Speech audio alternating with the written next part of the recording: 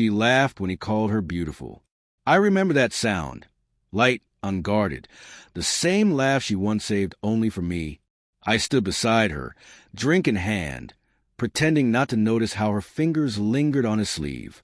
It was a charity gala, the kind of event where wealth isn't just displayed, it's wielded like a weapon. He was older, polished, rich in a way that oozed confidence. Confidence bought, not earned. When he glanced at me, that smug little curl at the corner of his mouth said it all.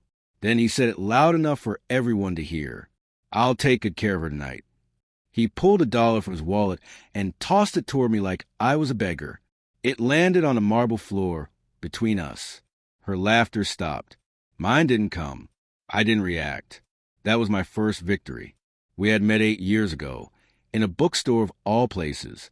She was buying The Great Gatsby. I joked about doomed love stories. She smiled, and we talked until the shop closed. Back then, she told me she loved how grounded I was. "You make me feel safe," she whispered one night, lying in my arms. She meant it, until safety became boring.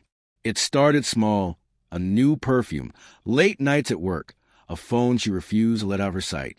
I realized something had changed when she began complimenting men like him, men with too many cufflinks and too little conscience. The night I discovered the messages, I didn't yell. I stayed quiet. "You make me feel alive again," she had written. He replied with a photo of the watch she'd once promised me she'd buy for my birthday, the same watch he wore to the gala. I stared at that thread and realized how easily love could be treated like currency, and I had gone bankrupt. So I planned, not revenge, but correction.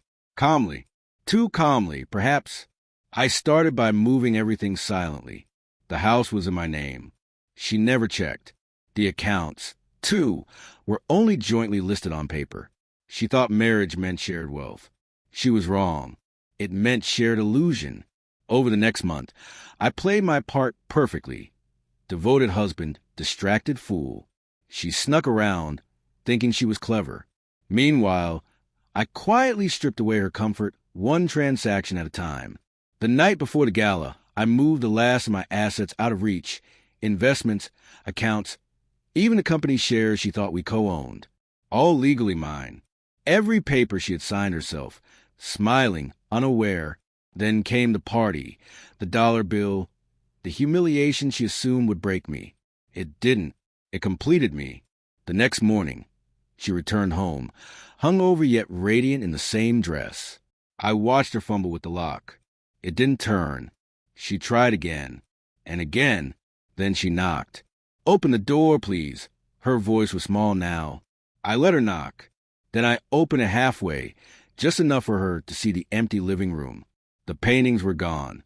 Her wardrobe gone. Even the little marble elephant from our honeymoon vanished. "What did you do?" she whispered.